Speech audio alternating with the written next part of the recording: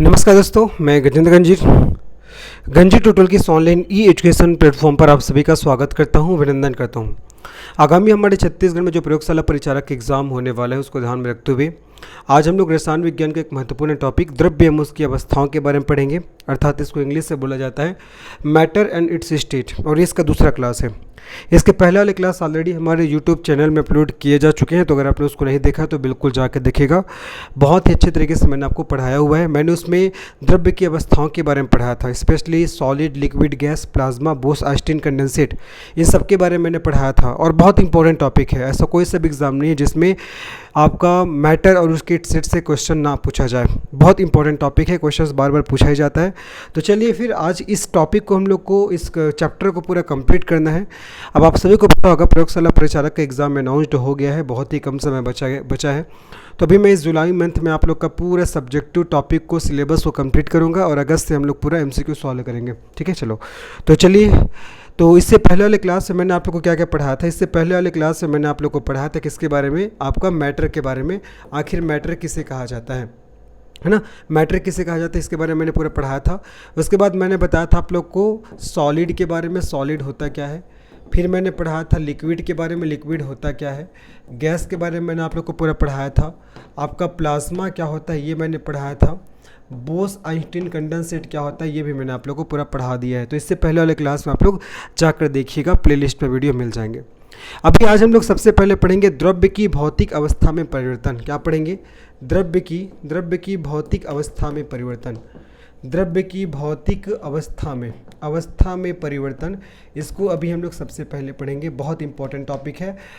अभी जैसे इसको पढ़ाऊंगा तो आप लोग को समझ में आ जाएगा यहाँ से किस प्रकार से क्वेश्चंस आपके एग्जाम में पूछे जाते हैं। चलो देखो, तो इसको समझने के लिए मैं द्रव्य की अवस्थाओं को लिख रहा हूँ। एक तरफ मैं लिख रहा हूँ, देखो आपका ठोस, जिसको इंग्लिश में क्या बोलते हैं, आपका सॉलिड के नाम से जानते हैं।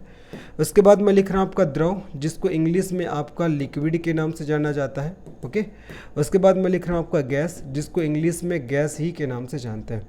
ठीक है, चलो अब ध्यान रखना, कोई पदार्थ है वो ठोस अवस्था से द्रव अवस्था में जब परिवर्तित होता है, जब कोई पदार्थ है वो ठोस अवस्था से द्रव अवस्था में परिवर्तित होता है, तब उसे क्या बोलते हैं? उसे बोलते हैं गलन। क्या बोलते हैं जी? गलन। इंग्लिश में इसको मेल्टिंग के नाम से जानते हैं। किस नाम से जानते हैं? मेल्टिंग के नाम से। जब कोई पदार्थ है वो द्रव अवस्था से गैस अवस्था में बदलता है, तब इसको क्या बोलते हैं? वाष्पीकरण। क्या बोलते हैं इसको? वाष्पीकरण। इंग्लिश में इसको वेपोराइजेशन, वेपोराइजेशन के नाम से इसको जाना जाता है। किस नाम से? आपका वेपोराइजेशन के नाम से जानते हैं। ठीक है, मैंने क्या बोला कि जब कोई पदार्थ है वो ठोस अवस्था से द्रव अवस्था में परिवर्तित होता है, तब उसे गलन बोलते हैं, मेल्टिंग बोलते हैं। और जब कोई पदार्थ है वो द्रव अवस्था से गैस अवस्था में परिवर्तित होता है, तब उसको वेपोराइजेशन अर्थात वाष्पीकरण के नाम से जाना जाता है। आगे देखिए, जब कोई पदार्थ गैसीय अवस्था से द्रव अवस्था में परिवर्तित होता है, जब कोई पदार्थ गैस अवस्था से द्रव अवस्था में परिवर्तित होता है, तब उसको संघनन के नाम से जानते हैं, कंडेंसेशन। इसको कंडेंसेशन कहा जाता है, ये आपको ध्यान रखना है। और जब कोई द्रव है वो आपका ठोस अवस्था में बदलता है, इसको क्या बोलते हैं? इसको बोलते हैं आपका जमना। क्या बोलते हैं? जमना। इसी को आपका फ्रीजिंग के नाम से जानते हैं। किस नाम से जानते हैं? फ्रीजिंग के नाम से जानते हैं, ये आपको ध्यान रखना है। अब यहाँ से बार बार क्वेश्चन आता है, आपसे पूछ लेगा कि आपका कोई पदार्थ है वो द्रव अवस्था से सीधे गैस अवस्था में बदल रहा है, तो आपका कौन सा प्रोसेस है? आपसे पूछेगा कि कोई पदार्थ द्रव अवस्था से गैस अवस्था में बदल रहा है, तो ये कौन सा प्रोसेस है? तो बताना आपको वाष्पीकरण, है ना। तो याद रखना, जब कोई पदार्थ ठोस से द्रव में चेंज होता है तो उसको मेल्टिंग बोलते हैं। जब द्रव से गैस में चेंज होता है तो उसको वेपोराइजेशन बोलते हैं। जब गैस से द्रव में चेंज होता है उसको कंडेंसेशन बोलते हैं। और जब द्रव से ठोस में चेंज होता है तब उसको आपका फ्रीजिंग बोला जाता है। सभी चीज़ों को आपको ध्यान में रखना है। ठीक है, आगे बढ़ते हैं। चलिए पुनः आगे बढ़ते हैं। पुनः मैं आपका पदार्थ की अवस्था को लिख रहा हूँ, इधर मैं लिख रहा हूँ आपका ठोस, और द्रव ना लिख करके सीधा मैं लिख रहा हूँ आपका गैस। ठोस के बाद मैं सीधा क्या लिख रहा हूँ? गैस लिख रहा हूँ। अभी जो मैं बता रहा हूँ यहाँ से बार बार क्वेश्चन बनते हैं। अगर कोई पदार्थ है वो ठोस अवस्था से द्रव अवस्था में परिवर्तित हुए बिना सीधे गैस अवस्था में बदल जाता है, तब उसको बोला जाता है आपका ऊर्ध्वपातन। क्या बोलते हैं इसको? ऊर्ध्वपातन। और इसी को इंग्लिश में आपका सब्लिमेशन के नाम से जानते हैं। किस नाम से जानते हैं? सब्लिमेशन। अगर कोई पदार्थ है वो ठोस अवस्था से द्रव अवस्था में परिवर्तित हुए बिना सीधा गैस अवस्था में बदल जाता है, तब उसे ऊर्ध्वपातन बोलते हैं, सब्लिमेशन बोलते हैं। और कोई पदार्थ है वो गैस अवस्था से द्रव अवस्था में परिवर्तित हुए बिना सीधे ठोस ठोस अवस्था में बदल जाता है तब इसे किस नाम से जानते हैं? तब इसे आपका निक्षेपण, इसको आपका निक्षेपण के नाम से जानते हैं। इंग्लिश में इसको डिपोजिशन कहा जाता है। क्या कहा जाता है? इंग्लिश में इसको डिपोजिशन बोलते हैं। ठीक है, निक्षेपण हो जाएगा। जब कोई पदार्थ है वो आपका ठोस अवस्था से गैस अवस्था में बदलता है बिना द्रवावस्था में परिवर्तित हुए, उसको सब्लिमेशन अर्थात ऊर्ध्वपातन बोलते हैं। और जब कोई पदार्थ गैस अवस्था से बिना द्रव अवस्था में परिवर्तित हुए ठोस अवस्था में बदलता है उसको निक्षेपण अर्थात डिपोजिशन के नाम से जाना जाता है। ठीक है, तो याद रखना है। देखो, आपसे पूछेगा आपका कोई पदार्थ ठोस से द्रव में बदलता है उसे क्या बोलते हैं? गलन, मेल्टिंग। जब द्रव से गैस में बदलता है उसको बोलते हैं वाष्पीकरण, वेपोराइजेशन। जब गैस से द्रव में बदलता है उसको बोलते हैं संघनन, कंडेंसेशन। और जब द्रव से ठोस में बदलता है उसको बोलते हैं फ्रीजिंग अर्थात जमना। जब कोई पदार्थ है वो आपका ठोस से सीधे गैस में बदल जाता है उसको बोलते हैं ऊर्ध्वपातन अर्थात सब्लिमेशन। और जब कोई पदार्थ गैस से सीधे ठोस में बदलता है उसको निक्षेपण अर्थात डिपोजिशन के नाम से जाना जाता है। यहाँ से क्वेश्चन आपको एग्जाम में बार बार आते हैं तो इसको अच्छे से आप लोग को याद रखना है। ठीक है, तो देखो मैं आप लोग को लास्ट क्लास से पढ़ाया था द्रव्य का वर्गीकरण, क्लासिफिकेशन ऑफ मैटर। द्रव्य का वर्गीकरण में आपने आप लोग को लास्ट क्लास से पढ़ाया था। ठीक है, अगर मैं मैटर की बात करता हूँ, द्रव्य की बात करता हूँ, तो द्रव्य को आपका दो आधारों पर मैंने वर्गीकृत किया था, है ना। द्रव्य को मैंने दो आधारों पर बांटा था। कौन कौन सा दो आधार? पहला मैंने बताया था आपका भौतिक अवस्था में परिवर्तन के आधार पर या भौतिक आधार पर। ठीक है, भौतिक आधार पर। और दूसरा मैंने बताया था आप लोग को रासायनिक आधार पर। इससे पहले वाले क्लास में आप लोग को मिल जाएगा जी, है ना, रासायनिक आधार पर। तो जो आपका द्रव्य है जिसको इंग्लिश में आपका मैटर के नाम से जानते हैं, इसका हम लोग वर्गीकरण देख रहे हैं। तो भौतिक आधार पर मैंने बताया था द्रव्य की 5 अवस्थाएं होती है। आपका ठोस हो जाएगा, ठोस के बाद आपका द्रव हो जाएगा, द्रव के बाद आपका गैस हो जाएगा, गैस के बाद आपका प्लाज्मा हो जाएगा, और प्लाज्मा के बाद आपका बोस आइंस्टीन कंडेंसेट। इन सभी के बारे में मैंने पहले वाले क्लास में पढ़ा दिया है, तो अगर उसको आपने नहीं देखा है तो जाके देखिएगा। रासायनिक आधार पर देखिए तो द्रव्य के 2 भागों में बांटा गया है। रासायनिक आधार पर द्रव्य को 2 भागों में बांटा गया है। पहला आपका शुद्ध पदार्थ, शुद्ध पदार्थ जिसको इंग्लिश में आपका प्योर सब्सटेंस के नाम से जानते हैं। किस नाम से जानते हैं? प्योर सब्सटेंस के नाम से जानते हैं। और दूसरा हो जाएगा जो आपका अशुद्ध पदार्थ, दूसरा हो जाएगा अशुद्ध पदार्थ जिसको आपका इम्प्योर सब्सटेंस के नाम से जानते हैं। ठीक है, और ये जो शुद्ध पदार्थ में क्या क्या आता है? शुद्ध पदार्थ में आता है आपका, इसी में आ जाएगा आपका तत्व जिसको इलेमेंट के नाम से जानते हैं, इलेमेंट। और इसी में आ जाएगा आपका यौगिक जिसको आपका कंपाउंड के नाम से जानते हैं। किस नाम से जानते हैं जी? कंपाउंड के नाम से जानते हैं। आगे समझ में। और बात करते हैं अशुद्ध पदार्थ। तो अशुद्ध पदार्थ में क्या आता है आपका? मिश्रण आता है। मिश्रण को इंग्लिश में क्या बोलते हैं? आपका मिक्सचर के नाम से जानते हैं। किस नाम से? मिक्सचर के नाम से जानते हैं। ठीक है, अगर तत्व की बात करें तो तत्व के अंतर्गत क्या क्या आता है आपका? तत्व के अंतर्गत आ जाएगा आपका धातु जिसको मेटल बोलते हैं, अधातु आ जाएगा, ठीक है, जिसको नॉन मेटल बोलते हैं, और उपधातु जिसको मेटलाइड के नाम से जाना जाता है। ये सब आ जाएंगे, ये सबको हमको पढ़ना है। मिश्रण में हम लोग को क्या क्या पढ़ना है? मिश्रण में पढ़ना है भैया आपका ये समांगी मिश्रण क्या होता है? समांगी मिश्रण को होमोजीनियस मिक्सचर बोलते हैं। और ये विषमांगी मिश्रण क्या होता है? तो विषमांगी को आपका हेट्रोजीनियस मिक्सचर के नाम से जानते हैं। तो ये चीज़ तो मैंने आप लोग को इससे पहले वाले क्लास से पढ़ा दिया है। भौतिक आधार पर द्रव्य का वर्गीकरण ये पढ़ा दिया है।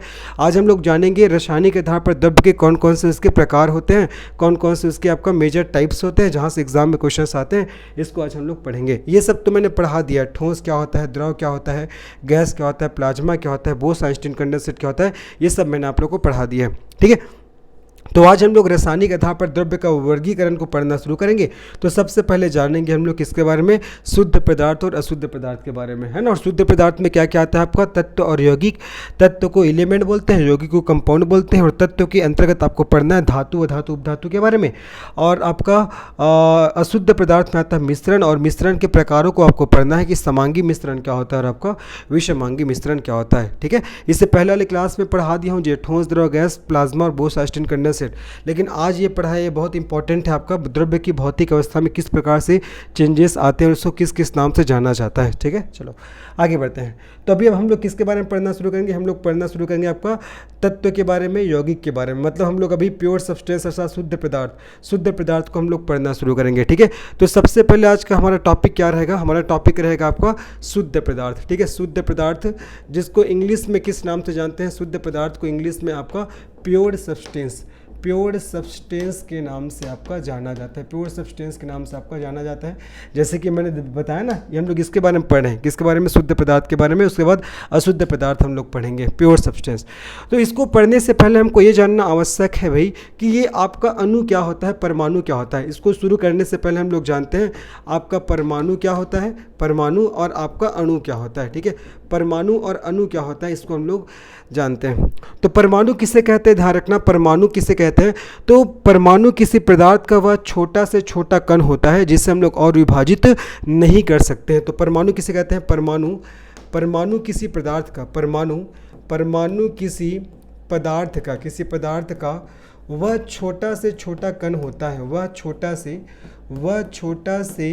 छोटा कण होता है, वह छोटा से छोटा कण होता है, कण होता है जिसे और विभाजित नहीं किया जा सकता। ठीक है जी, जिसे और विभाजित नहीं किया जा सकता, जिसे और विभाजित नहीं किया जा सकता, नहीं किया जा सकता, ये आपको याद रखना है। ठीक है, तो आपका आपका जो परमाणु होता है वो किसी पदार्थ का वह छोटा से छोटा कण होता है जिसे और विभाजित नहीं किया जा सकता, ये आपको ध्यान रखना है। जैसे कि मैं बात करता हूँ, आपका हाइड्रोजन हो गया, आपका ऑक्सीजन हो गया, नाइट्रोजन हो गया, क्लोरीन हो गया, ये सब क्या है, ये सब आपका परमाणु है जिसको हम लोग और विभाजित नहीं कर सकते हैं। ठीक है, तो परमाणु किसी पदार्थ का वह छोटा से छोटा कण होता है जिसको हम लोग और विभाजित नहीं कर सकते। आगे बढ़ते हैं, अणु किसे कहा जाएगा। तो याद रखना, अणु किसे कहेंगे, जब दो या दो से अधिक परमाणु मिलते हैं ना जी, तब किसका निर्माण होता है, आपका अणु का निर्माण होता है। तो अणु के बारे में ध्यान रखना, जब दो या दो से अधिक परमाणु आपस में मिलते हैं, जब दो या दो से अधिक परमाणु आपस में मिलते हैं, जब दो या दो से अधिक परमाणु आपस में मिलते हैं, तब किसका निर्माण होता है, तब अणु का निर्माण होता है। ठीक है जी, तब अणु का क्या होता है, आपका निर्माण होता है, तब अणु का निर्माण होता है, ये आपको याद रखना है। जब दो या दो से अधिक जो परमाणु आपस में मिलते हैं तब किसका निर्माण होता है, अणु का निर्माण होता है। जैसे कि एग्जांपल की बात करता हूँ मैं, आपका हाइड्रोजन हो गया, हाइड्रोजन में आपका एक हाइड्रोजन आपका परमाणु है, ये भी हाइड्रोजन परमाणु है। नाइट्रोजन की बात करता हूँ तो नाइट्रोजन में भी आपका देखो ये एक नाइट्रोजन परमाणु है, ये भी नाइट्रोजन परमाणु है। तो जब दो या दो से अधिक परमाणु आपस में मिलते हैं तब अणु का निर्माण होता है। जैसे क्लोरीन की बात करता हूँ तो इसमें भी आपका एक क्लोरीन परमाणु, तब किसका निर्माण हो गया, आपका अणु का निर्माण हो गया। तो अगर कल के डेट में अगर आपसे ऐसा क्वेश्चन पूछता है कि आपका अणु किसी पदार्थ का वह छोटा से छोटा कण होता है जिसे और विभाजित कर सकते हैं, अगर ऐसा बोलता है, इस स्टेटमेंट को देगा कि अणु किसी पदार्थ का वह छोटा से छोटा रूप होता है जिससे विभाजित कर सकते हैं, तो ये स्टेटमेंट आपका सही हो जाएगा। क्योंकि देखो ना, अणु को क्या किया जा सकता है, आपका डिवाइड या विभाजित किया जा सकता है, लेकिन परमाणु को नहीं कर सकते। तो याद रखना, परमाणु किसे कहेंगे, परमाणु किसी पदार्थ का वह छोटा से छोटा कण होता है जिसे और विभाजित नहीं किया जा सकता। जबकि अणु क्या होता है, जब दो या दो से अधिक परमाणु आपस में मिलते हैं तब अणु का निर्माण होता है। मतलब अणु किसी पदार्थ का वह छोटा से छोटा भाग होता है जिसे विभाजित कर सकते हैं। मैं लिख दे रहा हूं, देखो नोट में क्या लिख रहा हूं, अणु किसी पदार्थ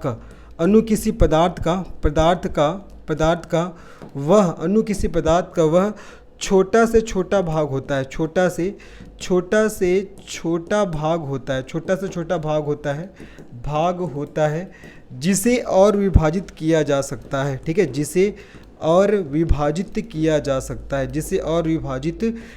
जा सकता है, ये आपको याद रखना है। तो कल के डेट में अगर आपसे क्वेश्चन पूछे कि अणु और परमाणु इनमें छोटा कौन सा होता है, तो आपको क्या बताना है जी, परमाणु। क्योंकि मैंने बता दिया, परमाणु किसी पदार्थ का वह छोटा से छोटा कण होता है जिससे और विभाजित नहीं किया जा सकता। जैसे कि मैंने एग्जांपल दिया, हाइड्रोजन, ऑक्सीजन, नाइट्रोजन, क्लोरीन, और बताया अणु के बारे में कि जब दो या दो से अधिक परमाणु आपस में मिलते हैं तब अणु का निर्माण होता है। जैसे कि हाइड्रोजन का निर्माण आपका हाइड्रोजन और हाइड्रोजन के मिलने से हुआ, नाइट्रोजन का नाइट्रोजन और नाइट्रोजन परमाणु के मिलने से हुआ। और अगर ऐसा क्वेश्चन पूछता है कि आपका अणु या परमाणु कौन सा वह पदार्थ है जिसको आपका और विभाजित किया जा सकता है, तो आपका अणु आ जाएगा, है ना। तो अणु किसी पदार्थ का वह छोटा से छोटा भाग होता है जिसे और विभाजित कर सकते हैं। देखो इसको हम लोग विभाजित किए ना भाई, तो अणु किसी पदार्थ का वह छोटा से छोटा भाग होता है जिससे हम लोग विभाजित कर सकते हैं, लेकिन परमाणु किसी पदार्थ का वह छोटा से छोटा भाग होता है जिससे हम लोग और विभाजित नहीं कर सकते हैं। तो आशा कर रहा हूँ यहाँ तक समझ में आ गया होगा। एक बार पुनः रिवाइज करते देखो, मैंने सबसे पहले द्रव्य की भौतिक अवस्था में परिवर्तन बताया। जब कोई पदार्थ का ठोस अवस्था से द्रव अवस्था में परिवर्तन होता है तब उसको गलन बोलते हैं। जब द्रव से आपका गैस में परिवर्तन होता है उसको वाष्पीकरण बोलते हैं। जब गैस से द्रव में होता है तो उसको संघनन बोलते हैं, कंडेंसेशन। और जब द्रव से ठोस में होता है उसको फ्रीजिंग या आपका जमना बोला जाता है। और फिर मैंने बताया कि जब कोई पदार्थ है वो ठोस से द्रव अवस्था में बदले बिना सीधे गैस अवस्था में बदलता है तब उसको ऊर्ध्वपातन बोलते हैं। और जब कोई पदार्थ गैस से सीधे आपका ठोस में बदलता है, द्रव में नहीं बदलता, मतलब जब कोई पदार्थ गैस से द्रव अवस्था में बदले बिना सीधे ठोस में बदलता है तब उसको आपका निक्षेपण अर्थात डिपोजिशन बोलते हैं। फिर मैंने बताया क्लासिफिकेशन ऑफ मैटर, भौतिक आधार पर इसके कौन कौन से अवस्थाएं हैं, इसको मैंने पहले वाले क्लास से पढ़ा दिया है। आज हम लोग पढ़ना शुरू किए शुद्ध पदार्थ, प्योर सब्सटेंस। तो इसको पढ़ने से पहले मैंने आप लोग को बताया कि ये अणु और परमाणु क्या होता है। तो परमाणु किसी पदार्थ का वह छोटा से छोटा कण होता है जिससे और विभाजित नहीं किया जा सकता, जैसे कि हाइड्रोजन, ऑक्सीजन, नाइट्रोजन, क्लोरीन हो गया। अणु की बात करते हैं तो जब दो या दो से अधिक परमाणु आपस में मिलते हैं तभी आपका अणु का निर्माण होता है। और अणु किसी पदार्थ का वह छोटा से छोटा भाग होता है जिसे और विभाजित किया जा सकता है। आशा कर रहा हूँ यहाँ तक आप लोग को सबको समझ में आ गया होगा। आगे बढ़ते हैं जी, आगे बढ़ते हैं, ठीक है, आगे बढ़ते हैं। अब देखो हम लोग सबसे पहले जानते हैं, अगर शुद्ध पदार्थ की बात करते हैं तो शुद्ध पदार्थ में सबसे पहले आपको पढ़ना है किसके बारे में, तत्व के बारे में, ठीक है। किसके बारे में पढ़ना है आपको, तत्व के बारे में। और तत्व को इंग्लिश में किस नाम से जानते हैं, जो आपका एलिमेंट के नाम से जानते हैं। किस नाम से, एलिमेंट। तो एक ही प्रकार के परमाणुओं से क्या होता है, आपका तत्व का निर्माण होता है। ध्यान रखना, क्वेश्चन बार बार पूछा जाता है। तो तत्व के बारे में क्या ध्यान रखोगे कि एक ही प्रकार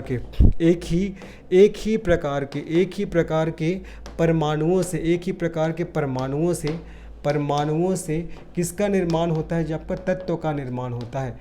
एक ही प्रकार के परमाणुओं से तत्व का क्या होता है, आपका निर्माण होता है। ये आपको ध्यान रखना है, ठीक है। एक ही प्रकार के परमाणुओं से तत्व का निर्माण होता है। जैसे कि अगर मैं बात करता हूँ कि लोहा, ठीक है, जैसे कि बात करता हूँ आपका लोहा क्या है, आपका लोहा एक तत्व है। लोहा को किस नाम से जानते हैं हम लोग, आयरन के नाम से जानते हैं। तो लोहा क्या आपका एक तत्व है। तो लोहा का प्रत्येक भाग किससे मिलकर बना होगा, आपका आयरन से ही मिलकर बना होगा। वो जो लोहा है, लोहा का प्रत्येक भाग किससे मिलकर बना होगा, आयरन से, अर्थात Fe से ही मिलकर बना होगा, है ना। तो एक ही प्रकार के परमाणुओं से किसका निर्माण होता है, आपका तत्व का निर्माण होता है। जैसे कि लोहा एक तत्व है, इसका मतलब लोहे का हर एक पॉइंट क्या होगा, आपका लोहा ही होगा, ठीक है। लोहे का हर एक पॉइंट क्या होगा, आपका लोहा होगा। ये आपको ध्यान रखना है, ठीक है। ये तत्व की बात हो गया। अब हम लोग बात करते हैं किसका, यौगिक की बात करते हैं। यौगिक किसे कहा जाएगा, ठीक है। देखो जी, यौगिक जिसको इंग्लिश में किस नाम से जानते हैं, कंपाउंड के नाम से जानते हैं। यौगिक जिसको इंग्लिश में किस नाम से जानते हैं, कंपाउंड के नाम से जानते हैं। तो जब हम तत्व को एक निश्चित अनुपात में मिलाते हैं, फिक्स रेशियो में मिलाते हैं, तब किसका निर्माण होता है, यौगिक का निर्माण होता है। तो ध्यान रखना, जब तत्वों को एक फिक्स अनुपात में मिलाया जाता है, जब तत्वों को एक फिक्स अनुपात मतलब निश्चित अनुपात में मिलाया जाता है। किसमें, निश्चित अनुपात में। जब तत्वों को एक फिक्स अनुपात अर्थात निश्चित अनुपात में मिलाया जाता है, जब तत्वों को एक निश्चित अनुपात में मिलाया जाता है तब किसका निर्माण होता है, बोलो, तब आपका यौगिक अर्थात कंपाउंड का निर्माण होता है। तब यौगिक अर्थात किसका, कंपाउंड का। तब यौगिक अर्थात कंपाउंड का क्या होता है, आपका निर्माण होता है। मैं रिवाइज भी कराते चलूँगा, उसके लिए आप लोग टेंशन मत लीजिएगा, बस ध्यान से सुनना है। जब तत्वों को एक फिक्स अनुपात में मिलाते हैं तब यौगिक का निर्माण होता है। ये आपको ध्यान रखना है, ठीक है। अगर एग्जाम्पल की बात करता हूँ तो एग्जाम्पल जैसे कि देख सकते हो आप लोग, हाइड्रोजन या आपका जल की बात करते हैं तो जल में आपका हाइड्रोजन और जो ऑक्सीजन है एक निश्चित अनुपात में मिला होता है, ठीक है। इसमें जो आपका हाइड्रोजन वह जो ऑक्सीजन है ये आपका एक निश्चित अनुपात में मिला होता है। किस में मिला होता है, एक आपका निश्चित अनुपात में मिला होता है, जैसे कि मैं बात करता हूँ एक और एग्जांपल आपका NaCl, ये भी आपका एक यौगिक एग्जांपल हो जाएगा, जिसमें आपका Na मतलब सोडियम और क्लोरीन ये भी क्या है, आपका एक निश्चित अनुपात में मिला होता है। क्या होता है, आपका एक निश्चित अनुपात में क्या होता है जी, आपका मिला होता है। अगर इसकी बात करता हूँ, H2O की बात करता हूँ, तो इसमें जो आपका हाइड्रोजन और ऑक्सीजन के बीच आपका 2:1 मतलब 2:1 इसका रेशियो होता है। NaCl की बात करता हूँ तो इसमें सोडियम और क्लोरीन के मध्य 1:1 इसका रेशियो होता है। ये आपको ध्यान रखना है ना। तो जब तत्वों को एक फिक्स अनुपात में, निश्चित अनुपात में मिलाया जाता है तब कंपाउंड का निर्माण होता है। जैसे कि हाइड्रोजन और ऑक्सीजन जब मिला तो आपका H2O का निर्माण हुआ, है ना। उसी प्रकार जब सोडियम और क्लोरीन आपस में मिला एक निश्चित अनुपात में तब किसका निर्माण हो गया, NaCl का निर्माण हो गया। तो तत्व किसे कहेंगे, आपका एक ही प्रकार के परमाणुओं से तत्वों का निर्माण होता है। जैसे कि लोहा एक तत्व है तो लोहा का हर एक पॉइंट क्या होगा, आपका लोहा ही होगा, है ना। लोहा का हर एक पॉइंट लोहा ही होगा, आयरन ही होगा। और जब तत्वों को एक फिक्स रेशियो में मिलाते हैं, एक निश्चित अनुपात में मिलाते हैं, तब कंपाउंड का निर्माण होता है, यौगिक का निर्माण होता है। जैसे कि मैं जल की बात करता हूँ तो जल में आपका हाइड्रोजन और ऑक्सीजन का एक निश्चित अनुपात है। जल में हाइड्रोजन का अनुपात 2 है और ऑक्सीजन का आपका 1 है। उसी प्रकार NaCl की बात करता हूँ, सोडियम क्लोराइड की बात करता हूँ, तो इसमें भी सोडियम और क्लोराइड आपका क्लोरीन का एक निश्चित अनुपात है। दोनों के मध्य 1:1 का अनुपात है, ये आपको ध्यान रखना है। तो ये हो जाएगा आपका यौगिक हो जाएगा। क्या होगा आपका जी, यौगिक आ जाएगा, ठीक है। और इसी तत्व है, ये जो आपका तत्व है, इसी तत्व के अंतर्गत हमको क्या पढ़ना है, इसी जो तत्व है ना, तत्व किसे कहते हैं, एक ही तत्व के एक ही प्रकार के परमाणुओं से तत्व का निर्माण होता है। और इसी तत्व के अंतर्गत हमको क्या क्या पढ़ना है, इसी में पढ़ना है हमको धातु के बारे में, मेटल के बारे में, और हमको पढ़ना है अधातु के बारे में, नॉन मेटल के बारे में, और इसी के अंतर्गत हमको पढ़ना है उपधातु के बारे में, अर्थात मेटोलाइट के बारे में पढ़ना है। किसमें आपको, तत्व में हम लोग को पढ़ना है, ठीक है। आगे समझ में, ठीक है। तो तत्व किससे कहेंगे, यौगिक किससे कहेंगे, होपफुली आप सभी को समझ में आ गया होगा, ठीक है। तो देखिए क्या क्या पढ़ा दिया। इससे पहले मैंने बताया आपका शुद्ध पदार्थ हम लोग पढ़ना शुरू किए हैं। देखो अगर वर्गीकरण की बात करता हूँ, क्लासिफिकेशन का, तो इसको हम लोग पढ़ना शुरू किया शुद्ध पदार्थ को। तो शुद्ध पदार्थ में आपका तत्व और यौगिक आता है। तो मैंने बता दिया तत्व क्या होता है, यौगिक क्या होता है। अब देखो अशुद्ध पदार्थ में मिश्रण आएगा तो अभी हम लोग मिश्रण के बारे में पढ़ेंगे, ठीक है। फिर जब ये खत्म होगा फिर धातु अधातु, ये आप लोग का एक नया आपका चैप्टर हो जाएगा। तो नया चैप्टर हम लोग फिर शुरू करेंगे। तो अभी हम लोग जान लिया तत्व किसे कहते हैं, यौगिक किसे कहते हैं। तो एक बार जल्दी से रिवाइज करते हैं। अगर बात करते हैं परमाणु का, तो परमाणु किसी पदार्थ का वह छोटा से छोटा कण होता है जिसे और विभाजित नहीं किया जा सकता। मतलब सबसे छोटी इकाई क्या बोलेगा, अगर पूछेगा कि सबसे छोटी इकाई क्या होता है, तो अगर ऑप्शन देता है अणु या परमाणु, तो आपको परमाणु आंसर लेने हैं। और अणु किसे कहेंगे, जब 2 या 2 से अधिक परमाणु आपस में मिलते हैं तब अणु का निर्माण होता है। जैसे कि आपका हाइड्रोजन है H और H, मतलब एक हाइड्रोजन परमाणु आपस में मिला तब आपका हाइड्रोजन अणु का निर्माण हुआ है। इसी प्रकार नाइट्रोजन, आपका जब 2 नाइट्रोजन परमाणु आपस में मिले तो नाइट्रोजन अणु का निर्माण हो गया, ठीक है। तो अणु किसी पदार्थ का वह छोटा से छोटा भाग होता है जिसे और विभाजित किया जा सकता है, ये आपको याद रखना है। आगे मैंने बताया तत्व किसे कहेंगे, एक ही प्रकार के परमाणुओं से तत्व का निर्माण होता है। जैसे कि लोहा एक तत्व है तो लोहा का हर एक भाग आपका क्या होगा, लोहा ही होगा, ठीक है। और बताया तत्व में हमको क्या क्या पढ़ना है, हमको पढ़ना है मेटल के बारे में, नॉन मेटल के बारे में और मेटेलाइट अर्थात उपधातु के बारे में पढ़ना है।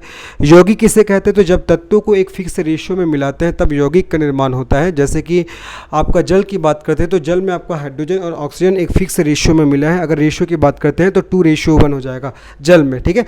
और NaCl की बात करते हैं तो यहाँ भी आपका निश्चित अनुपात में मिला है Na और Cl अर्थात सोडियम और आपका क्लोरीन, ठीक है। और दोनों मिलकर आपका सोडियम क्लोराइड का आपका निर्माण किया है, ठीक है। तो ये हो जाएगा आपका तत्व और यौगिक के बारे में। मतलब ये मैंने पढ़ा दिया, ये तत्व और यौगिक क्या होता है इसके बारे में मैंने बता दिया। अब मैं पढ़ाऊंगा आपको किसके बारे में, अशुद्ध पदार्थ। और अशुद्ध पदार्थ में किसकी बात होगी, आपका मिक्सचर की बात होगी, मिश्रण की बात होगी, ठीक है। चलो अब जानते हैं हम लोग मिश्रण के बारे में। अगर अशुद्ध पदार्थ को हम लोग पढ़ना शुरू करते हैं तो अशुद्ध पदार्थ में हमको क्या पढ़ना है, आपका मिश्रण को पढ़ना है। क्या पढ़ना है, आपका मिश्रण, ठीक है। तो चलो सबसे पहले मैं टॉपिक या हेडिंग डाल रहा हूँ मिश्रण। मिश्रण को इंग्लिश में किस नाम से जानते हैं, आपका मिक्सचर के नाम से जानते हैं। किस नाम से, मिक्सचर के नाम से, ठीक है। तो जब पदार्थों को किसी भी अनुपात में मिलाते हैं तब किसका निर्माण होता है, आपका मिश्रण का निर्माण होता है। लेकिन जब पदार्थों को एक फिक्स रेशियो में मिलाते हैं तब आपका यौगिक का निर्माण होता है। लेकिन जब पदार्थों को किसी भी अनुपात में मिला दिया जाता है तो मिक्सचर किसे कहेंगे, ध्यान रखना। जब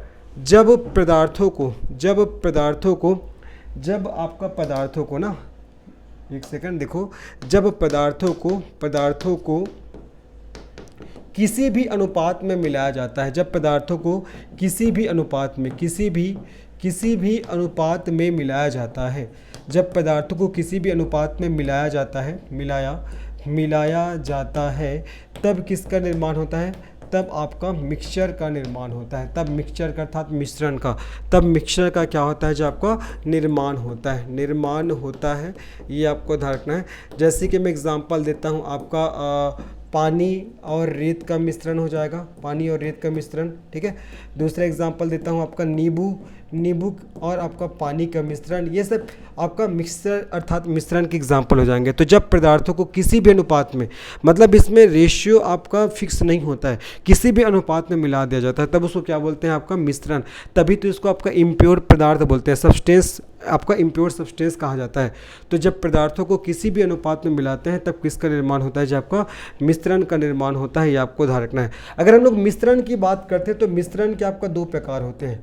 अगर मैं मिश्रण की बात करता हूँ तो मिश्रण के दो प्रकार होते हैं। पहला हो जाएगा आपका समांगी मिश्रण, पहला क्या होगा आपका समांगी मिश्रण, और दूसरा क्या हो जाएगा जी आपका विषमांगी मिश्रण। पहला समांगी मिश्रण और दूसरा आपका विषमांगी मिश्रण हो जाएगा। और समांगी मिश्रण को इंग्लिश में क्या बोलते हैं, आपका होमोजीनियस मिक्सचर। क्या बोलते हैं, होमोजीनियस। इसको होमोजीनियस मिक्सचर के नाम से जानते हैं, ठीक है। और अगर विषमांगी मिश्रण की बात करते हैं तो इसको आपका हेट्रोजीनियस हेट्रोजीनियस मिक्सचर के नाम से इसको जाना जाता है, ठीक है। आपका जब पदार्थों को किसी भी रेशियो में, किसी भी अनुपात में मिला देते हैं तब मिक्सचर का निर्माण होता है। और ये मिक्सचर आपका जो मिश्रण होता है, मिक्सचर है, ये आपका दो प्रकार का होता है। पहला आपका होमोजीनियस मिक्सचर अर्थात समांगी मिश्रण, और दूसरा हो जाएगा विषमांगी मिश्रण। ध्यान रखना, मिक्सचर और आपका यौगिक में क्या डिफरेंस है। यौगिक क्या बोलता है कि जब तत्वों को एक फिक्स रेशियो में मिलाते हैं, निश्चित अनुपात में मिलाते हैं, तब उसको यौगिक बोलते हैं। लेकिन बात करते हैं मिश्रण का, तो मिश्रण किसे कहा जाएगा, जब पदार्थों को किसी भी अनुपात में मिलाया जाता है तब मिक्सचर का निर्माण होता है। ये आपको ध्यान रखना है ना। ये दो प्रकार का होता है, समांगी और विषमांगी। तो मैंने बताया कि ये जो आपका मिक्सचर होता है, मिश्रण होता है, ये आपका दो प्रकार का होता है। पहला आपका समांगी जिसको होमोजीनियस मिक्सचर बोलते हैं, और दूसरा आपका विषमांगी जिसको आपका हेट्रोजीनियस मिक्सचर के नाम से जाना जाता है।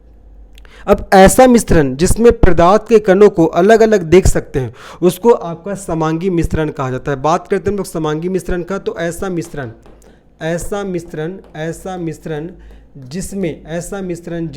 जिसमें पदार्थ के कणों को बात कर रहे हैं किसका, हम लोग बात कर रहे हैं किसका, जो आपका समांगी मिश्रण का। तो ऐसा मिश्रण जिसमें पदार्थ के कणों को अलग अलग नहीं देख सकते, ना सॉरी देख सकते बोल दिया था। ऐसा मिश्रण जिसे पदार्थ के कणों को अलग अलग नहीं देख सकते हैं, अलग अलग नहीं देख सकते, क्या कहलाता है, जो आपका समांगी मिश्रण कहलाता है। क्या कहलाता है, समांगी मिश्रण, ठीक है। ऐसा मिश्रण जिसमें पदार्थ के कणों को अलग अलग नहीं देख सकते, समांगी मिश्रण कहलाता है। ये आपको ध्यान रखना इंपॉर्टेंट है, ठीक है। और विषमांगी मिश्रण किसे कहेंगे, जैसे अगर मैं एग्जाम्पल की बात करता हूँ, समांगी मिश्रण की बात करता हूँ, पहले इसको देख लेते हैं। तो ऐसा मिश्रण जिसमें पदार्थ के कणों को अलग अलग नहीं देख सकते, जैसे कि आपका पानी और शक्कर का मिश्रण, उदाहरण पानी और शक्कर का मिश्रण, पानी और शक्कर का मिश्रण। अगर पानी और शक्कर का मिश्रण है तो क्या इसमें आप शक्कर और शक्कर के कणों को अलग अलग देख सकते हो, नहीं देख सकते, वो तो पूरा घुल जाएगा। तो ऐसा मिश्रण जिसमें पदार्थ के कणों को अलग अलग नहीं देखा जा सकता समांगी मिश्रण कहलाता है। और विषमांगी मिश्रण किसे कहेंगे, तो ऐसा मिश्रण जिसमें कणों को अलग अलग देख सकते हैं। जैसे कि एग्जाम्पल देता हूँ, पानी और रेत का मिश्रण। पानी और रेत का मिश्रण होगा तो क्या होगा, आप रेत के कणों को अलग से देख सकते हो, थोड़ी ना घुलेगा, तो घुलेगा ही नहीं, है ना। तो ऐसा मिश्रण जिसमें पदार्थ के कणों को अलग अलग देख सकते हैं, ऐसा मिश्रण जिसमें पदार्थ के कणों को अलग अलग देखा जा सकता है, पदार्थ के कणों को अलग अलग देखा जा सकता है। ऐसा मिश्रण जिसे पदार्थ के कणों को अलग अलग देखा जा सकता है, क्या कहलाता है जी आपका, यही कहलाता है आपका विषमांगी मिश्रण, अर्थात हेट्रोजीनियस मिक्सचर कहलाता है। विषमांगी मिश्रण कहलाता है, हेट्रोजीनियस मिक्सचर कहलाता है। एग्जाम्पल के तौर पर बात करते हैं पानी और रेत का मिश्रण, यही सब क्वेश्चन है। पानी और रेत का मिश्रण कौन से मिश्रण का उदाहरण है, कौन से मिक्सचर का उदाहरण है, तो विषमांगी अर्थात हेट्रोजीनियस, है ना। देखो अभी इससे पहले मैंने क्या बताया, मिश्रण किसे कहेंगे, तो जब पदार्थों को किसी भी अनुपात में मिलाते हैं, मतलब कोई इसका फिक्स्ड रेशियो नहीं होता है कि जब पदार्थों को किसी भी अनुपात में मिला दिया जाता है तब आपका मिश्रण का निर्माण होता है, जैसे कि पानी प्लस रेत, नींबू प्लस पानी, ये सब, है ना। फिर मैंने बताया मिश्रण के दो प्रकार होते हैं, समांगी और विषमांगी। समांगी मतलब होमोजीनियस मिक्सचर और विषमांगी मतलब हेट्रोजीनियस मिक्सचर। तो समांगी मिश्रण किसे कहेंगे, ऐसा मिश्रण जिसमें पदार्थ के कणों को अलग अलग नहीं देख सकते हैं समांगी मिश्रण कहलाता है। जैसे कि आपका पानी और शक्कर का जो मिक्सचर है वो तो शक्कर पूरा पानी में घुल जाएगा, तो कैसे आप देख पाओगे या नहीं देख पाओगे। और ऐसा मिश्रण जिसमें पदार्थ के कणों को अलग अलग देखा जा सकता है वो आपका विषमांगी मिश्रण कहलाता है। जैसे कि पानी और रेत का मिक्सचर है तो इसमें आप रेत को अलग से देख सकते हो, ये आपको ध्यान रखना है। और हमेशा ध्यान रखना मिश्रण कभी भी क्या होता है आपका शुद्ध नहीं होता, क्योंकि भैया मिश्रण में तो आपका अनुपात को ध्यान में नहीं रखा गया है, किसी भी अनुपात में चीज़ों को मिला दिया जाता है। तो नोट करके आपको ध्यान रखना है कि मिक्सचर कभी भी शुद्ध नहीं होता। नोट करके आपको ध्यान रखना है कि जो आपका मिश्रण होता है मिश्रण कभी भी शुद्ध नहीं होता, कभी भी आपका शुद्ध नहीं होता, मिश्रण कभी भी शुद्ध नहीं होता। क्योंकि क्या होता है मिश्रण की परिभाषा ही बोलता है कि जब पदार्थों को किसी भी अनुपात में मिला देते हैं, देखो ना मैंने बताया था मिश्रण जब पदार्थों को किसी भी अनुपात में मिला दिया जाता है तो मतलब इसमें इसका रेशियो फिक्स नहीं होता, इसलिए जो मिक्सचर होता है वो आपका शुद्ध नहीं होता, ये आपको ध्यान रखना है जी, ठीक है। तो मिश्रण कभी भी क्या होता है आपका शुद्ध नहीं होता, इंपॉर्टेंट है। अब हम लोग बात करते हैं विलयन के बारे में, ठीक है। अब हम लोग बात करते हैं विलयन के बारे में। विलयन किसे कहा जाएगा, तो दो या दो से अधिक पदार्थों का समांगी मिश्रण ही क्या कहलाता है आपका विलयन कहलाता है। चलिए अब मैं बात करता हूँ किस पर, आपका विलयन पर बात करता हूँ। आपसे पूछेगा विलयन क्या होता है तो आप बताओगे दो या दो से अधिक पदार्थों का समांगी मिश्रण क्या होता है, क्या कहलाता है आपका विलयन कहलाता है, ठीक है। दो या दो से अधिक पदार्थों का, मैं लिख दे रहा हूँ दो या दो से अधिक पदार्थों का, दो या दो से अधिक पदार्थों का समांगी मिश्रण, दो या दो से अधिक पदार्थों का समांगी मिश्रण क्या कहलाता है आपका विलयन कहलाता है। समांगी मिश्रण विलयन। अब देखो मैंने समांगी मिश्रण तो पढ़ा दिया है ना, तो दो या दो से अधिक पदार्थों का समांगी मिश्रण क्या कहलाता है जो आपका विलयन कहलाता है। और समांगी मिश्रण किसे कहते हैं, ऐसा मिश्रण जिसमें पदार्थ कणों को अलग अलग देख सकते हैं, उसको क्या बोलते हैं हम लोग, अलग अलग नहीं देख सकते ना। समांगी मिश्रण में क्या होगा, ऐसा विलयन जिसमें पदार्थ के कणों को अलग अलग नहीं देख सकते वो समांगी मिश्रण कहलाता है। और ऐसा मिश्रण जिसमें पदार्थ के कणों को अलग अलग देखा जा सकता है विषमांगी कहलाता है। तो विलयन की परिभाषा मैंने बताया, दो या दो से अधिक पदार्थों का समांगी मिश्रण क्या कहलाता है आपका विलयन कहलाता है, ये आपको ध्यान रखना है, ठीक है। और विलयन में मिश्रित पदार्थ के कणों का आकार, एक क्वेश्चन आता है 1 नैनोमीटर से कम होता है, एक क्वेश्चन आता है आपको बताना है इसमें कि विलयन में मिश्रित पदार्थ के, विलयन में मिश्रित पदार्थ के कणों का आकार, विलयन में मिश्रित पदार्थ के कणों का आकार 1 नैनोमीटर से कम होता है। ये क्वेश्चन पूछा गया है 1 नैनोमीटर से क्या होता है जो आपका कम होता है, 1 नैनोमीटर से क्या होता है आपका कम होता है, ये आपको याद रखना है, ठीक है। 1 नैनोमीटर से कम होता है। तो ये आपका विलयन किसके अंतर्गत आएगा पता है जी, ये विलयन आपका समांगी मिश्रण के अंतर्गत आएगा। किस में आएगा आपका समांगी मिश्रण के अंतर्गत आ जाएगा। जो विलयन मैंने बताया ये किस में आएगा आपका समांगी मिश्रण में आ जाएगा। और अगर बात करता हूँ विषमांगी मिश्रण की, ठीक है, विषमांगी मिश्रण में क्या होता है आपको बताया था, जिसमें हम कणों को अलग अलग पहचान सकते हैं, अलग अलग देख सकते हैं। जैसे कि पानी और रेत का जो मिक्सचर है उसमें उनके कणों को हम लोग अलग अलग देख सकते हैं, रेत के कणों को, जबकि समांगी में उनके कणों को हम लोग अलग अलग नहीं देख सकते हैं। तो विषमांगी मिश्रण के अंतर्गत आपको पढ़ना है किसके बारे में, कोलाइड के बारे में। किसके बारे में, कोलाइड के बारे में पढ़ना है। और कोलाइड किसे कहते हैं, तो वह मिश्रण जिसमें मिश्रित पदार्थ के कण एक दूसरे में स्वतंत्र बिखरे रहते हैं, तो वह मिश्रण, देखो कोलाइड किसे कहा जाएगा, तो वह मिश्रण जिसमें मिश्रित पदार्थ के कण, वह मिश्रण जिसमें मिश्रित पदार्थ के कण, वह मिश्रण जिसमें मिश्रित पदार्थ के कण एक दूसरे में क्या होते हैं आपका बिखरे रहते हैं, क्या कहलाता है, यही कहलाता है आपका कोलाइड कहलाता है। क्या कहलाता है आपका कोलाइड कहलाता है, ये आपको याद रखना है, ठीक है। तो वह मिश्रण जिसमें मिश्रित पदार्थ के कण एक दूसरे में बिखरे रहते हैं आपका कोलाइड कहलाता है। जैसे कि आपका झाग हो जाएगा, पायस हो जाएगा, ये सब इंपॉर्टेंट है। आपसे क्वेश्चन पूछेगा झाग किसका एग्जाम्पल है, पायस किसका एग्जाम्पल है, ठीक है, ये सब किसके एग्जाम्पल हो जाएगा आपका कोलाइड का एग्जाम्पल हो जाएगा, ठीक है। झाग हो जाएगा, पायस हो जाएगा, आपका जेल भी आपका कोलाइड का एग्जाम्पल होगा, ठीक है। तो वह मिश्रण जिसमें मिश्रित पदार्थ के कण एक दूसरे में बिखरे रहते हैं कोलाइड कहलाता है। एग्जाम्पल हो जाएगा आपका झाग, पायस और जेल हो जाएगा, ठीक है। अभी विषमांगी मिश्रण में आप लोग को पढ़ा रहा हूँ तो इसमें कोलाइड आ जाएगा। और इसी में आपका आता है निलंबन, इसी में एक और आता है आपका निलंबन। तो वह विषमांगी मिश्रण जिसमें बड़े आकार के ठोस कण विद्यमान होते हैं, तो वह विषमांगी मिश्रण वह विषमांगी मिश्रण, वह विषमांगी मिश्रण मिश्रण जिसमें बड़े आकार के ठोस, जिसमें बड़े आकार के ठोस क्या होते हैं जी, विद्यमान होते हैं, बड़े आकार के ठोस विद्यमान होते हैं, उसे क्या बोला जाता है, उसे आपका निलंबन कहा जाता है। उसे क्या बोलते हैं आपका, निलंबन, उसे निलंबन कहा जाता है, ये आपको याद रखना। उसे क्या बोला जाता है, आपका निलंबन कहा जाता है। जैसे कि एग्जांपल देता हूँ आपका, बालू और जल का मिश्रण, ये किसका एग्जांपल है, आपका निलंबन का एग्जांपल है। अब देखो एक बार रिवाइज कराता हूँ क्या क्या चीज़ मैंने पढ़ा है। इससे पहले मैंने पढ़ा आपको मिश्रण के बारे में। तो मिश्रण किसे कहते हैं, जब पदार्थों को किसी भी अनुपात में मिलाते हैं तब मिक्सचर का निर्माण होता है, मिश्रण का निर्माण होता है। मिश्रण दो प्रकार का होता है, समांगी और आपका विषमांगी। समांगी किसे कहेंगे, तो ऐसा मिश्रण जिसमें पदार्थ के कणों को अलग अलग नहीं देख सकते हैं, समांगी मिश्रण कहलाता है। पानी और शक्कर का आपका मिश्रण हो जाएगा। और विषमांगी मतलब ऐसा मिश्रण जिससे पदार्थ के कणों को अलग अलग देखा जा सकता है, विषमांगी मिश्रण कहलाता है, जैसे पानी और रेत का मिश्रण। फिर समांगी मिश्रण के अंतर्गत मैंने आप लोग को पढ़ा है किसके बारे में, आपका विलयन के बारे में। समांगी मिश्रण में आ जाएगा विलयन। तो दो या दो से अधिक पदार्थों का समांगी मिश्रण विलयन कहलाता है। और विलयन में मिश्रित पदार्थ के कणों का आकार 1 नैनोमीटर से कम होता है, ये भी ध्यान रखना है। विषमांगी मिश्रण के अंतर्गत आगे आपका कोलाइड और निलंबन। तो कोलाइड किसे कहेंगे, वह मिश्रण जिसमें मिश्रित पदार्थ के कण एक दूसरे में बिखरे रहते हैं, कोलाइड कहलाता है, जैसे कि झाग, पायस, जेल, ये सब इंपॉर्टेंट है। निलंबन किसे कहेंगे, तो वह विषमांगी मिश्रण जिसमें बड़े आकार के ठोस विद्यमान होते हैं, उसे निलंबन कहते हैं। जैसे कि आपका पानी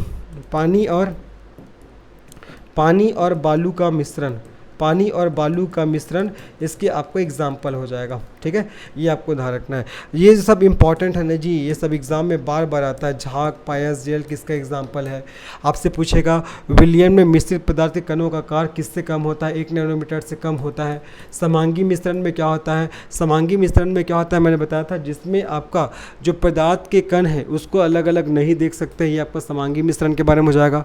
फिर समांगी मिश्रण में जिसमें पदार्थ के कणों को हम लोग अलग अलग देख सकते हैं, ये हो जाएगा। तो ये सब इंपॉर्टेंट है, याद रखना है। पूछ लेगा पानी और रेत का मिश्रण किसका एग्जाम्पल, तो बताना आपको विषमांगी, क्योंकि इसमें क्या होगा, आप रेत को तो अलग से देख सकते हो ना, रेत थोड़ी ना पानी में घुलेगा, नहीं घुलेगा। तो ये आपको ध्यान रखना है। तो हमने अभी मिश्रण के बारे में जाना, समांगी मिश्रण क्या होता है, विषमांगी मिश्रण क्या होता है, कोलाइड क्या होता है और आपका निलंबन क्या होता है। होपफुली यहाँ तक आप लोग को समझ में आ गया होगा। ठीक है, अब इसके बाद हम लोग आगे बढ़ते हैं। देखो अब इसके बाद हम लोग को क्या पढ़ना है, इसके बाद हम लोग को पढ़ना है जी आपका विलयन से संबंधित जो प्रमुख शब्दावलियाँ हैं, जहाँ से आपके एग्जाम में क्वेश्चन आते हैं। तो चलिए उसको भी हम लोग देख लेते हैं। विलयन से संबंधित प्रमुख शब्दावलियाँ, विलयन से संबंधित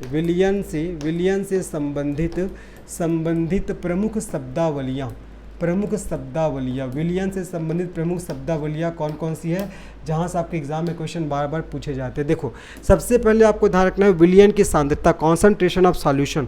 विलयन की सांद्रता किसे कहा जाता है, देखो अगर आपसे पूछेगा विलयन की सांद्रता किसे कहते हैं, चलो मैं हेडिंग दे रहा हूँ, विलयन की सांद्रता।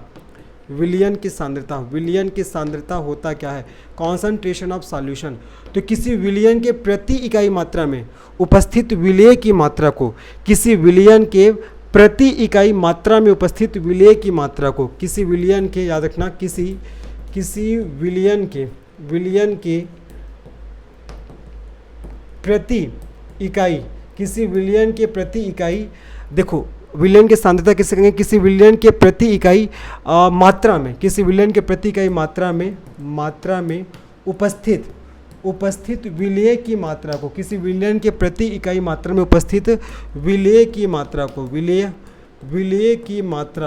की मात्रा को क्या कहा जाता है, आपका विलयन की सांद्रता कहा जाता है। विलयन की सांद्रता कहा जाता है, विलयन की सांद्रता कहा जाता है। मैंने क्या बताया, किसी विलयन के प्रति इकाई मात्रा में उपस्थित विलेय की मात्रा को विलयन की सांद्रता कहते हैं। फार्मूला क्या होगा आपका, विलयन की सांद्रता इज इक्वल टू क्या होगा, विलयन की सांद्रता इज इक्वल टू होगा आपका विलेय की मात्रा बटा विलयन की मात्रा। ठीक है, विलेय की मात्रा बटा क्या हो जाएगा आपका, विलयन की मात्रा बटा विलयन की मात्रा। ये सब आता है, ये सब क्वेश्चन आता है आपसे कि आपका विलयन की सांद्रता बराबर क्या होता है, तो विलेय की मात्रा बटा विलयन की मात्रा। मतलब आपको बताना है किसी विलयन के प्रति इकाई मात्रा में उपस्थित विलेय की मात्रा को विलयन की सांद्रता कहा जाता है, और विलयन की सांद्रता इज इक्वल टू क्या होता है आपका विलेय की मात्रा बटा विलयन की मात्रा। ये आपको अच्छे से याद रखना है जी, ठीक है। यहाँ से क्वेश्चन बार बार आता है, विलयन की सांद्रता का फार्मूला क्या होता है, तो विलेय की मात्रा बटा विलयन की मात्रा। ये आपको अच्छे से याद रखना है, ठीक है। आगे सबको समझ में। अब अगर बात करता हूँ मैं सांद्र विलयन, आप लोग ने सुना होगा नाम सांद्र विलयन, जिसको कॉन्सनट्रेटेड सॉल्यूशन बोलते हैं, सांद्र विलयन। तो वह विलयन जिसमें विलेय की मात्रा अधिक होती है। सांद्र विलयन किसे कहा जाता है, तो सांद्र विलयन किसे कहते हैं, तो वह विलयन जिसमें विलेय की मात्रा अधिक होती है, वह विलयन जिसमें विलेय की मात्रा अधिक होती है, विलेय की मात्रा, वह विलयन जिसमें विलेय की मात्रा अधिक होती है, विलेय की मात्रा अधिक होती है, उसे क्या बोला जाता है जी, उसे बोला जाता है आपका सांद्र विलयन। तो पूछेगा सांद्र विलयन में क्या होता है, तो वह विलयन जिसमें विलेय की मात्रा अधिक होती है, वही क्या कहलाता है आपका सांद्र विलयन कहलाता है। अब देखो सबके दिमाग में क्वेश्चन आ रहा होगा भैया कि आपका अब सांद्र विलयन तो समझ में आ गया, और आपने बताया कि सर वह विलयन जिसमें विलेय की मात्रा अधिक होती है, तो आपका विलेय क्या होता है, तो विलेय किसे बोलते हैं, तो विलेय उसे बोलते हैं जो विलायक में घुला रहता है। यहाँ पास मैं लिख दे रहा हूँ आपका विलेय किसे कहते हैं आपका, जो विलायक में घुला रहता है, जो विलायक में क्या रहता है आपका, घुला रहता है, जो विलायक में घुला रहता है उसे क्या कहा जाता है आपका, विलेय कहा जाता है, ठीक है। जो विलायक में घुला रहता है उसे विलेय कहते हैं। अब बात करते हैं तनु विलयन का। तनु विलयन किसे कहेंगे, तो वह विलयन जिसमें विलेय की मात्रा कम होगी, जाहिर सी बात है। वह विलयन तनु विलयन को डाइल्यूट सॉल्यूशन बोलते हैं ना इंग्लिश में। तो वह विलयन जिसमें विलेय की मात्रा कम होती है, वह विलयन जिसमें विलेय की मात्रा, वह विलयन जिसमें विलेय की मात्रा क्या होती है जी आपका, कम होती है ना। वह विलयन जिसमें विलेय की मात्रा कम होती है उसे क्या कहा जाता है आपका, तनु विलयन बोलते हैं, ठीक है। और विलेय किसे बोलेंगे, तो आपका जो विलायक में घुला रहता है, विलेय किसे कहा जाता है, जो विलायक में घुला रहता है उसको विलेय कहा जाता है, ठीक है। आगे सबको समझ में इंपॉर्टेंट है ना। और विलायक किसे कहेंगे, वह पदार्थ जिसमें अन्य पदार्थों को घोलने की क्षमता होती है। विलायक किसे बोला जाता है, तो वह पदार्थ जिसमें अन्य पदार्थों को घोलने की क्षमता होती है। यहाँ मैं लिख रहा हूँ विलायक किसे कहेंगे, विलायक वह पदार्थ जिसमें अन्य पदार्थ को घोलने की क्षमता होती है, जिसमें अन्य पदार्थ को घोलने की क्षमता होती है, अन्य पदार्थ को घोलने की क्या होती है जो आपको क्षमता होती है, उसे क्या बोला जाता है आपका, विलायक बोला जाता है। देखो समझिए, विलयन से संबंधित हम लोग प्रमुख शब्दावलियाँ पढ़ना शुरू किए हैं। सबसे पहले मैंने बताया विलयन की सांद्रता, तो विलयन की सांद्रता का फार्मूला होता है विलेय की मात्रा बटा विलयन की मात्रा। मतलब किसी विलयन के प्रति इकाई मात्रा में उपस्थित विलेय की मात्रा को विलयन की सांद्रता कहा जाता है। और सांद्र विलयन किसे कहते हैं, तो वह विलयन जिसमें विलेय की मात्रा अधिक होती है। और विलेय किसे कहा जाएगा, जो विलायक के रूप में घुला रहता है ना, जो आपका विलायक में घुला रहता है जी। विलेय किसे कहेंगे, जो विलायक में घुला रहता है, उसको विलेय कहा जाता है। और तनु विलयन किसे कहेंगे, तो वह विलयन जिसमें विलेय की मात्रा कम होती है। तो वह विलयन जिसमें जब विलेय की मात्रा ज़्यादा होगा तब उसको सांद्र विलयन बोलते हैं, और वह विलयन जिसमें विलेय की मात्रा कम होती है उसको तनु विलयन बोलते हैं। और विलेय किसे बोलते हैं, जो विलायक में घुला रहता है। और विलायक किसे कहते हैं, तो वह पदार्थ जिसमें अन्य पदार्थों को घोलने की क्षमता होती है उसको आपका विलायक के नाम से जाना जाता है। होपफुली आप लोग को चीज़ें समझ में आ रही होंगी। थोड़ा लंबा क्लास ज़रूर होगा, आज में इस चैप्टर को हम लोग को कंप्लीट करना है। आगे सबको समझ में। इससे पहले मैंने क्या क्या पढ़ा दिया, देखो एक बार देखो जी, मैंने आपको विलयन के बारे में पढ़ाया, पूरा विलयन क्या होता है, मिश्रण के बारे में पढ़ाया आप लोग को पढ़ाया मैंने तत्व क्या होता है, यौगिक क्या होता है, मैंने बताया एटम क्या होता है, आपका मॉलिक्यूल क्या होता है, परमाणु और अणु क्या होता है, मैंने पढ़ाया आपका भौतिक अवस्था में परिवर्तन किस प्रकार से होता है। तो ये सब चीज़ हमने पढ़ लिया है, तो आपको अच्छे से रिविजन भी करना है, बहुत इंपॉर्टेंट है ना। तो विलयन से संबंधित शब्दावलियाँ ये आपको ध्यान रखना है। विलयन की सांद्रता क्या होता है, आपका सांद्र विलयन क्या होता है, तनु विलयन क्या होता है, विलेय क्या होता है, विलायक क्या होता है, ये सब आपको ध्यान में रखना है। अब बात करते हैं आपका संतृप्त विलयन, ठीक है। संतृप्त विलयन की बात करते हैं। तो किसी निश्चित ताप पर जब विलयन में और अधिक विलेय घोलना संभव ना हो, किसी निश्चित ताप पर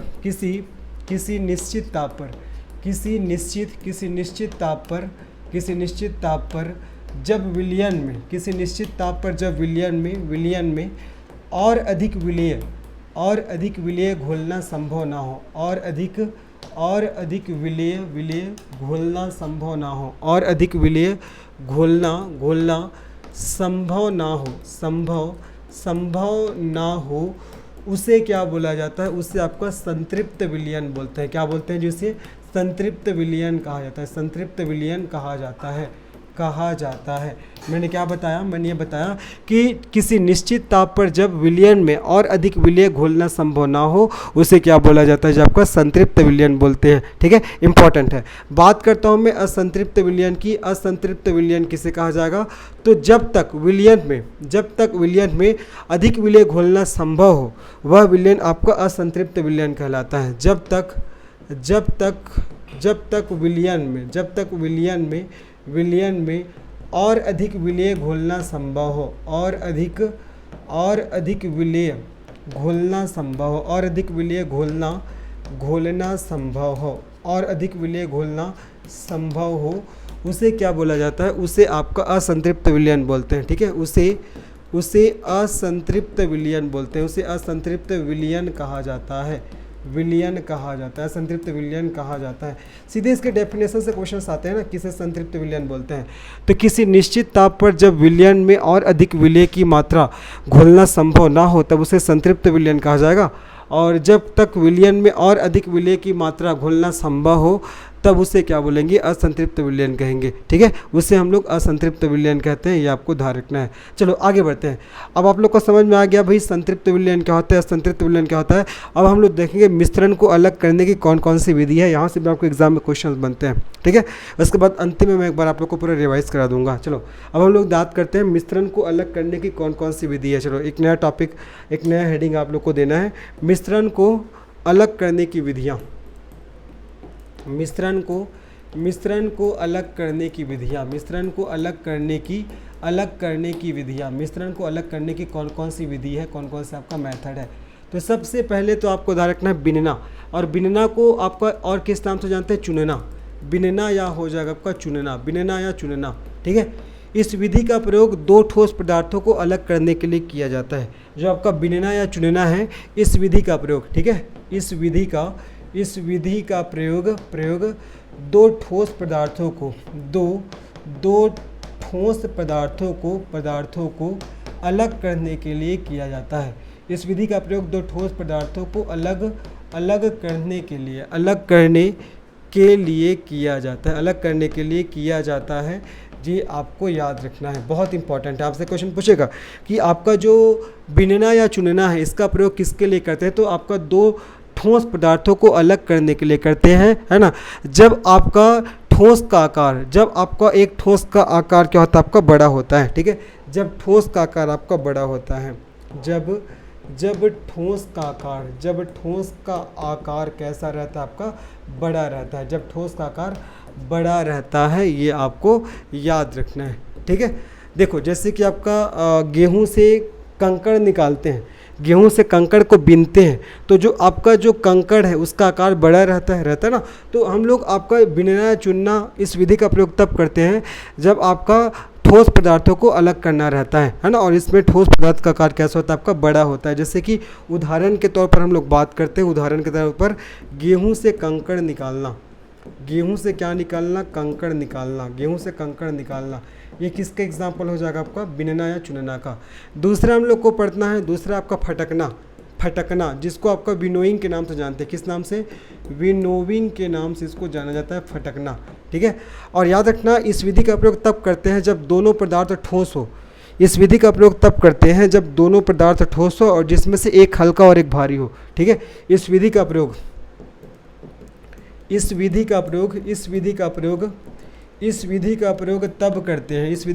तब करते हैं जब दोनों पदार्थ ठोस हो। जब दोनों पदार्थ क्या आपका ठोस हो? जब दोनों पदार्थ ठोस हो और एक हल्का और भारी हो, और एक हल्का और भारी हो। जब दोनों पदार्थ ठोस हो और एक हल्का और एक भारी हो। ठीक है, भारी हो। अब देखो इसका आपका एग्जाम्पल बताता हूँ, उदाहरण। जैसे कि आपका गेहूं से बाली को अलग करना। ठीक है, गेहूं से बाली को अलग करना, गेहूं से बाली को अलग करना।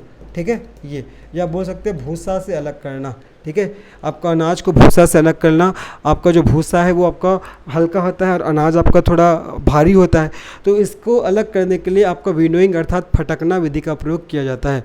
बिनना या चुनना इस विधि का प्रयोग दो ठोस पदार्थों को अलग करने के लिए करते हैं जब ठोस का आकार बड़ा रहता है, और फटकना इस विधि का प्रयोग तब करते हैं जब दोनों पदार्थ ठोस हो और एक हल्का होता है और एक क्या होता है आपका भारी होता है, ठीक है। ये आपका फटकना हो जाएगा। आगे बढ़ते हैं, तीसरा विधि क्या होगा आपका छानना। तीसरा क्या होगा छानना, और इस विधि का प्रयोग तब करते हैं जब आपका दो सॉलिड को अलग करना होता है और इन दोनों सॉलिड में से एक आपका मोटा होता है और एक हल्का बारीक होता है। इस विधि का प्रयोग छानना, इस विधि का प्रयोग तब करते हैं जब आपका दोनों पदार्थ ठोस हो। दोनों पदार्थ क्या हो आपका ठोस हो। जब दोनों पदार्थ आपका ठोस हो, जिसमें से एक आपका क्या होता है, जिसमें से एक मोटा तथा एक बारीक हो, जिसमें से एक मोटा और एक क्या आपका बारीक हो। अगर मैं एग्जांपल की बात करता हूँ, उदाहरण की बात करता हूँ, जैसे कि आटे को छानना है ना, आटे को छानने के लिए हम लोग आपका ये इस प्रोसेस का प्रयोग करते हैं, छानना अर्थात सीविंग प्रोसेस का हम लोग प्रयोग करते हैं।